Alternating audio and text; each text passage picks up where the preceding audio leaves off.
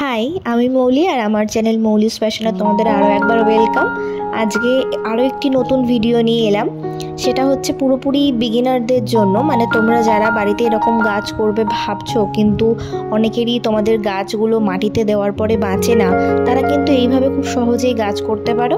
আর যারা অলরেডি গাছ করো তারা কিন্তু একটা গাছ থেকে মাল্টিপল টাইপের গাছ তোমরা করতে পারো।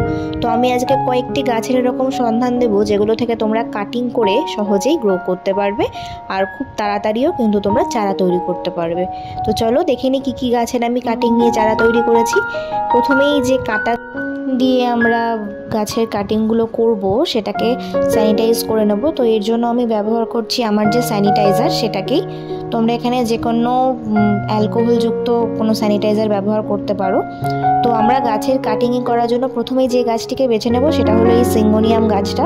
খুব সহজেই করতে পারো, ইনডোর একটা গাছ, দেখতেও বেশ সুন্দর, পাতার কালারগুলোও সুন্দর হয়, আর খুব তাড়াতাড়ি কিন্তু চারাও তৈরি করা যায়, সেরকম কোনো যত্ন লাগে না। তো এর অনেকগুলো নোড হয়, আমি একটা বেখাপ্পা সাইজের নোড ছিল সেটাকেই কেটে সেখান থেকে চারা তৈরি করব। আর খুব একটা সুন্দর হেলদি কাটিং নিয়ে নিয়েছি। আর যে কোনো গাছেরই যখন কাটিং করবে তখন যেন নোড থাকে তার, কারণ নোটস থেকেই পরে কিন্তু রুটগুলো বেরোয়। তো যে কোনো পাতা বা ডাল থেকে করবে না, এতে সাকসেস খুব কমই আসে। এরপরে যে গাছটিকে বেছে নিয়েছি সেটা হলো এই ফিলোমাইক্যান। এরও খুব সহজে চারা তৈরি করা যায়, যেরকম মানি প্ল্যান্টের আমরা করি জলের মধ্যে দিয়ে, এরও কিন্তু সেরকমভাবে চারা তৈরি করতে পারি। আমি এই মাইক্যানের দুটো নোট থেকে কেটে নেব। নোটগুলোকে জলের মধ্যে রাখলেই কিন্তু সুন্দর এখান থেকে রুটস বেরোবে। এই দুটো কাটিং আমি নিয়ে নিয়েছি। কাটিংগুলো খুব হেলদি কাটিং তোমরা নেবে, একদম যেন গাছ যদি হেলদি না থাকে সেখান থেকে কাটিং নিয়ে কিন্তু চারা তৈরি করা খুব একটা সুবিধার হবে না। এরপরে আমি রাবার গাছের একটা কাটিং নিয়েছিলাম। রাবার গাছের কাটিং থেকেও কিন্তু তোমরা চারা তৈরি করতে পারো, পাতা থেকেও অনেকে করতে পারো, কিন্তু পাতার ক্ষেত্রে চারা তৈরি করাটা খুব একটা সহজ হয় না। আর এরপরে যে গাছটাকে নিয়েছিলাম সেটা হলো ফিলো ব্রাজিল। এটাও মাইক্যান বা মানি প্ল্যান্টের মতোই তোমরা গ্রো করতে পারো।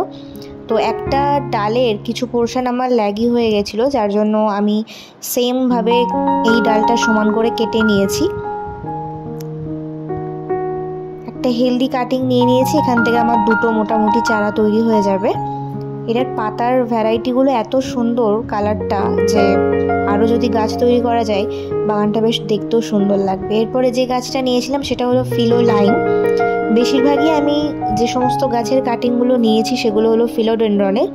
এখান থেকে চারা তৈরি করা খুব সহজ। এটা আমি কিছুদিন আগে নিয়েছিলাম কাটিংটা এবং জলের মধ্যে রেখেছিলাম, দেখো কি সুন্দর রুটস বেরোয়েছে। এগুলো থেকে তোমরা কিন্তু সহজেই চারা তৈরি করতে পারো। যে কোনো যদি তোমরা একটা পাতারও নাও তবে সেটাও কিন্তু নোট থেকেই কাটতে হবে, তবেই সেখান থেকে রুটস বেরোবে।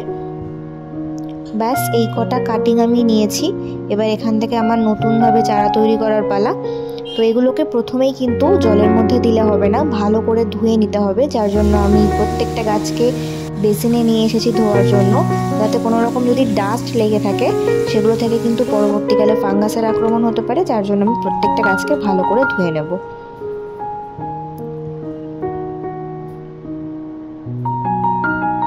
গাছের পাতাগুলোকেও ভালো করে ধুয়ে নেবে, এবং যেখান থেকে কাটিং করেছো সেই জায়গাটাকেও কিন্তু ভালো করে ধুয়ে নিতে হবে, নয়তো সেই জায়গা থেকে পরবর্তীকালে আবার পচন তৈরি হতে পারে।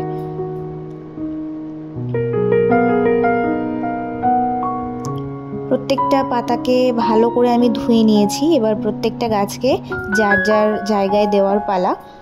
তো এই গাছগুলোকে আমি নিয়ে এসেছি এবং এই যে সমস্ত রকম সরঞ্জাম নিয়ে নিয়েছি, কয়েকটা শিশি নিয়েছি, তোমরা এখানে তোমাদের ডেকোরেটিভ জার বা অন্য কিছুও নিতে পারো।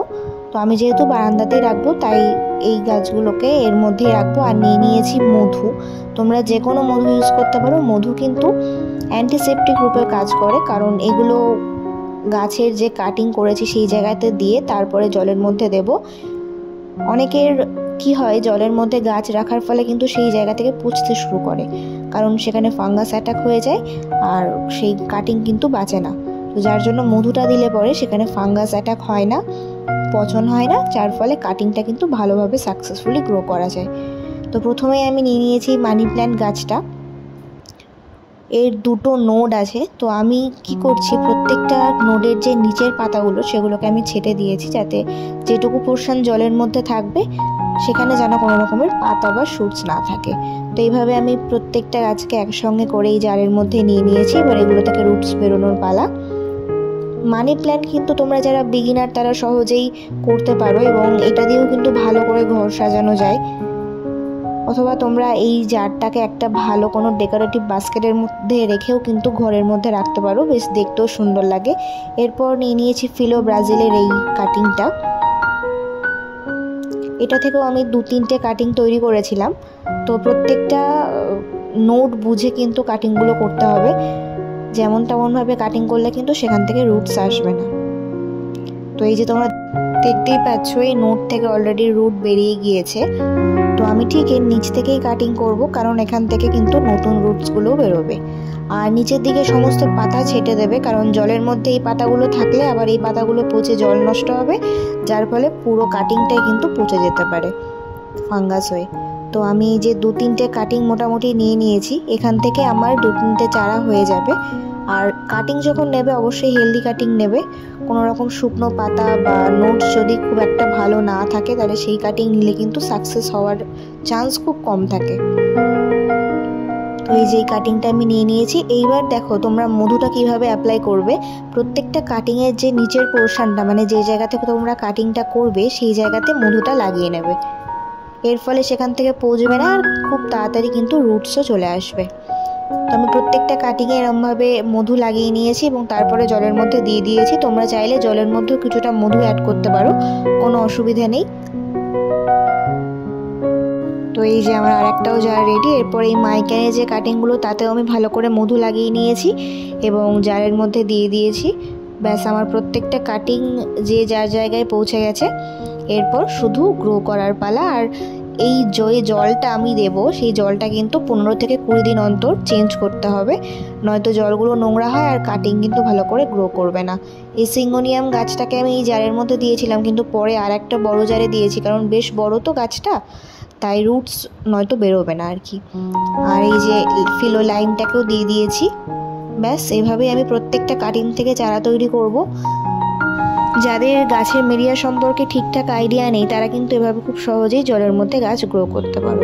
তো আজকের ভিডিওটা এইটুকু। যদি ভালো লেগে থাকে অবশ্যই লাইক করো এবং কমেন্ট করে জানিও কেমন লাগছে। আর ভিডিওটি ভালো লাগলে অবশ্যই চ্যানেলটিকে সাবস্ক্রাইব করে দিও। টাটা।